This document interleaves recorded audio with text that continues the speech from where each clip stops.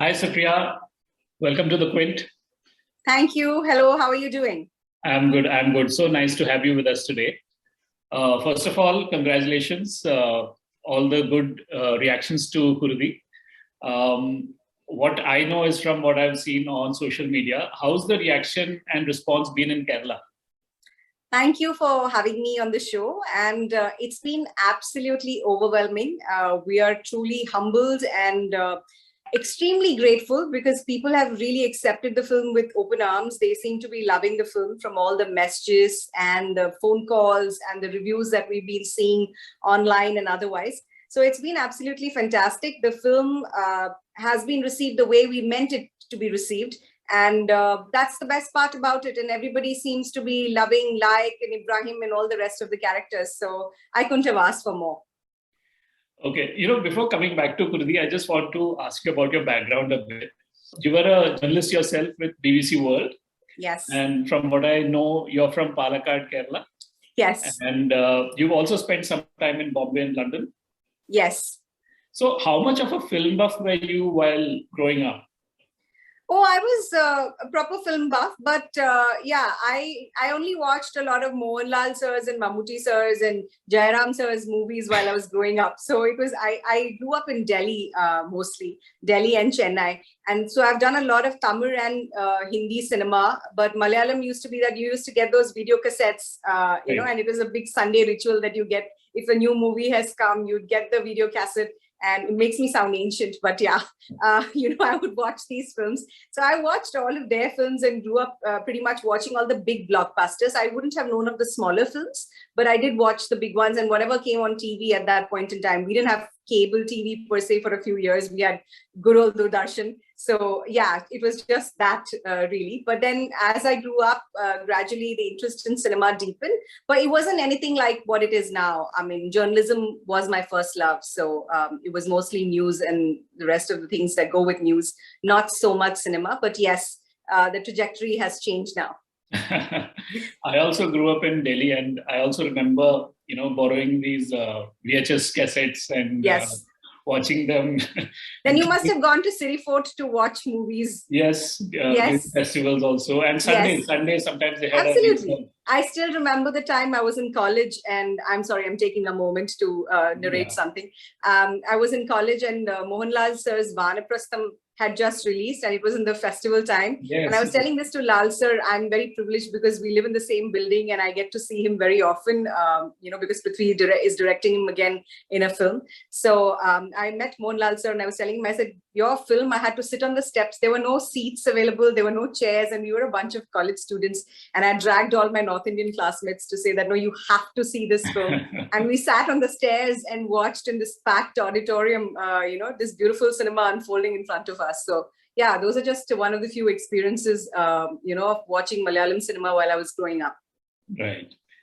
Now, when you and Prithviraj set up Prithviraj Productions a few years back, what was the idea behind it? And were you ready to take the plunge as a producer, or did Prithvi have to convince you to get into it? I think your question is in two parts. I'm going to answer the first part first. So when we set up Prithviraj Productions, the idea behind it was to nurture new talent, to bring out stories that others would probably hesitate. So if you see our filmography, we're only 3 films old, but we started out with a genre bender like 9. I don't know if you watched 9, but 9 is a very unusual film, and it comes in it could be classified as a psychological thriller. And we started with that film, and not too many people would have chosen that to be their first movie. They would have chosen something like A Driving License, which was our second film, which is a commercial masala entertainer with everything in it. They would have probably chosen that. So our idea has always been to sort of take risks and narrate the kind of stories that others would probably hesitate to. Case in point, Kuruthi as well. Maybe, not everybody might find that to be a story that they want to narrate or bring to screen. And as far as my journey is concerned, I was taking a bit of a break from journalism. I moved bases from Bombay to Kerala after marriage. And it took me a while to sort of find my feet here. And then when we were setting up the company, then there were no questions asked. And I knew that this is what I want to do, because I feel In journalism, I was telling stories, but non-fictional ones. And now I've just moved to the other side. I don't get to ask questions like you do. I have to answer them sometimes. And yeah, I tell stories of a fictional kind. That's the new job profile. Okay, so what was your take when Kuruthi came to you? Was it Prithvi who suggested that it's an interesting idea that you should probably pursue? So when Kuruthi came to us, it was during the time when Prithviraj was down with COVID. So we were living in the same apartment building, but in different apartments and different floors. So he messaged me and I couldn't obviously see him. He said, I've read this tracking script. And my first reaction was, man, you're down with COVID. Can you take a break like for once and not tell me that you're reading scripts? So he said, no, but you must read this. That was a very wife sort of reaction. And then he said, no, you must read this script. And I read it and I was equally blown away. And then we knew that this is something that we could do. We could pull off during COVID times with the kind of restrictions that were in place, yet do full justice to the script, in the form that it presented itself. So that was our first reaction. I knew, and it was a story that was worth telling. And we thought, yes, why not? If not us, then who else? So we figured this should be our first, which is why it is our first solo production. We didn't feel we wanted to take on any partners and work with anybody else. We just wanted this to be our story to tell and bring in front of the audience. Religion and especially religious fundamentalism is a theme that, most subject that filmmakers would mostly want to stay away from, especially nowadays, because, there are so many groups who get offended at the drop of a hat. There are legal cases, especially for the producers, it becomes a big headache. Were you at any point concerned that this might be something you would want to avoid? Was there ever a discussion that should we not? I think in our minds, there was a lot of clarity. Look, Kuruthi is a fictional story. It talks about a group of people who are stuck in a house under the same roof and how they react and how their ideologies propel them to react when they're pushed to a corner. So that was very clear to us. And at the same time, we were very sure that our film was taking on a balanced view. It's a sensitive topic. It's a very relevant topic, but we are dealing with it in a very, very balanced fashion. We didn't think that at any point in time, we're telling people how to think or how to feel. It's everybody gets to take away their own ideas from the film. Your takeaway is going to be very different from mine. And the film just talks about the fact that, what happens when an extreme faith meets extreme hate. And at the same time, there are questions of right and wrong that are raised. But at no point in time are we answering them for you. I think all of these controversies or all of these issues would rise if we were answering these for you and we were telling you how to think. We're not doing that. We're just showing you both sides of the spectrum and we're leaving you to choose from there as you wish. Some reviews pointed out that, while all the characters in Kuruthi have this very real and humane side to them, there's a grayness to their characters, except Likes, which is almost like one tone, almost black. And he's like this on a mission to avenge, which sort of tilted the balance of the narrative a little bit. I mean, this could probably be better answered by Manu or Anish, but I'm still putting it to you. Did you have any thoughts after you read the reviews of Kuruthi? Any afterthoughts? No, not really. And you're right. You should ask this question to Anish more than Manu as well. And Anish and Prithvi, because they sort of had a bit of back and forth about this on the script as well. But no, there was no confusion. I mean, we had shown Ibru as a God-fearing, scared man. And like on the other hand, was this guy with one agenda. It was just one point in his head. And we had talked about his past. He does talk about his past. It's not just unidimensional in that sense. He talks about who he was. There is a bit of softness to him when he talks about his father. All of those layers are put across as well to the audience. It's just that what stays with you is probably the ferocity that he shows that evening, and he is reacting, in that fashion purely given the events that have taken place before that. So I guess in that sense, in our minds, there was no confusion. This is how Laik would be if this had what had happened to him, given that this was his past, is how we understood the film. So, but yeah, it's a question worth posing to Anish, and maybe I'll do that. Now, when you work with Prithvi together as producers, do you cut out your roles? Like, is one person more involved with the creative aspect and the other more involved with the logistics and the budget and the production, or is it fluid between both? Actually, we try to have clear-cut roles so that we're not stepping on each other's toes. Prithvi comes with enormous experience in the industry, which I cannot even hope to compete with. If it was journalism, then I would have the upper hand. I always tell him that if you have to produce a report, you're not going to be able to do it. But as far as cinema is concerned, he definitely has the upper hand because he knows so much. And I draw upon that experience. I really value that experience that I have. At the drop of a hat, I can pick up the phone and call him and say, look, I'm stuck. But usually, as far as creatives are concerned, the major creative call rests with him. The ultimate creative call, if we were to have a disagreement, would rest with him. But having said that, right at the onset, we hash out everything, right at the beginning of a script session. And I'm very involved in the casting. Casting is a process that I absolutely love. And many a time I have given casting suggestions, and those are the ones that are finally seen upon screen. So I think it's pretty clear cut. And as far as logistics, and I mean, production is not just monies or ensuring that you have the right flow of monies. You have to be a good manager. You have to ensure everything runs well. You have to make sure people are happy. People want to come onto the set to work. So it's not just about having the funds in the bank and writing a check and leaving it at that. There's a lot more involved. So all of that, I'm learning. It's a gradual process. I have a very able line producer who assists me. So like I said, I'm learning, and pretty much, there aren't too many examples. That's what is unfortunate, because as a woman producer, there aren't too many examples to look around. There are very few. So in a way, it's detrimental because you don't know who to ask. It's still pretty much, if I were to say, an old boys club, as far as production or cinema is concerned, to a large degree, especially in Malayalam.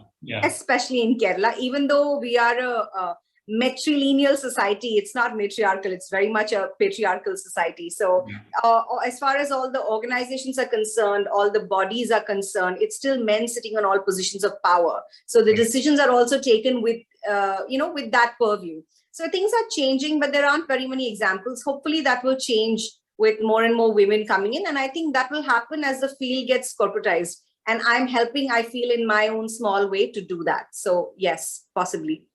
Okay, I wanted to know, do you have professional disagreements with Prithviraj on set, and do they carry home, or do you finish them on set itself?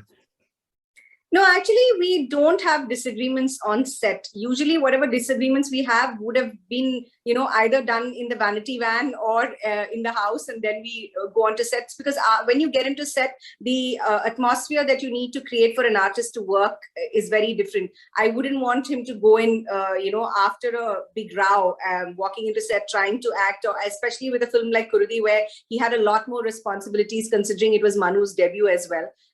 We wanted things to be as calm and peaceful as possible. But yeah, of course, we are two different human beings with our own ideas and ideologies. And personally and professionally as well, I think dissent is very important. It is, an important part. It has an important part to play in any relationship. So we do, of course, differ on a lot of things, but we try to resolve that. And if it's not resolved, then yes, things can be a bit difficult, but we try and go on, because on set, it's not just about him or me. There are 150 other people who are waiting to work. Right. So, we can't really let anything else get bigger than the film. It's the film ultimately that's bigger than all of us. Right. Now, Supriya, Malayalam cinema is increasingly finding a non-Malayali audience, especially in the last 2 or 3 years. The kind of subjects that are dealt with, the kind of treatment, and, whether it's Joe's Pelisheri's films or Kumblangi Nights, which found a huge audience, or recently The Great Indian Kitchen.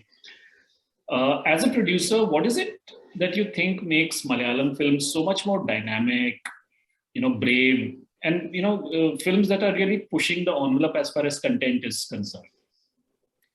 I think you answered the question yourself. It's great content. I think we are just very blessed and lucky to have the kind of stories that we are able to tell. And I think in between, there was a bit of a slump. I don't know what that period was. I think it was the 90s or something. I'm not really sure. I could be completely wrong. But there was a bit of a slump. But now the kind of stories that are evolving are so fantastic. They're real.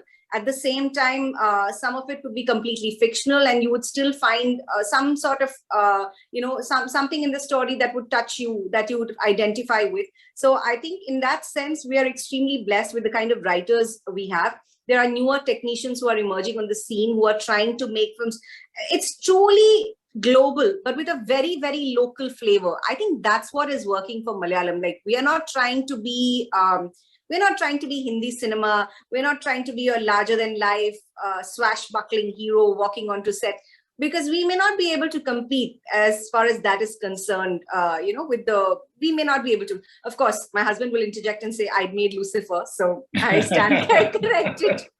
I do stand corrected, but this is my journalistic brain thinking of a counter argument. So yes, but I think the stories are so local, and Malayalam cinema always had takers. Always, I think, as far as the art cinema world was concerned, people would refer to Malayalam cinema and Bengali cinema in the same breath. It's only now, thanks to Amazon, streaming services like Amazon, people are able to see the kind of work that we're able to produce, and people all across the world. So it's a fantastic time to be working in cinema, because your audience is not limited to just a Malayali speaking audience. It's practically everybody who's talking about it. I mean, we are doing an interview, which we wouldn't have done 5 years ago.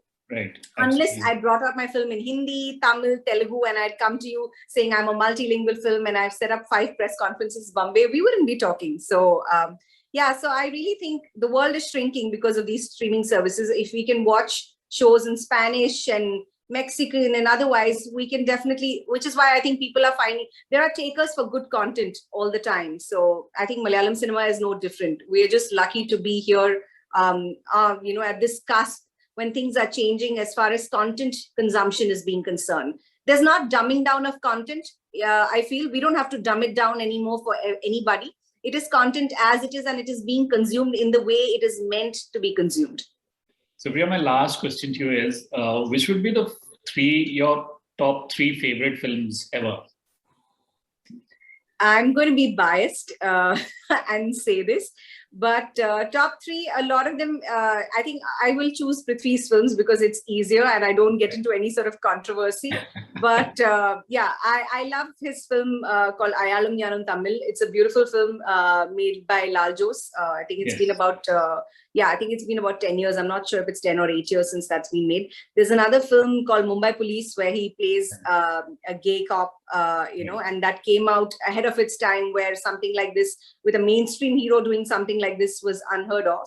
And I think to pick the third film, it's called Kuruthi. It's Anjali Menon's film, where Prithvi is possibly what he is with me, the vulnerabilities and the sensibilities that he brings to the marriage. Some of it I saw that Anjali could draw upon, which is brilliant because it was not an actor I saw. I saw my partner in the film. So yeah, I would be very safe and choose all 3 Prithviraj films. Thank you so much for talking to us, Supriya. It was a pleasure talking to you. Likewise, I had such a good time. I hope you really enjoyed Kuruthi. We've been reading all your reviews. We're so happy and thankful. Thank you so much.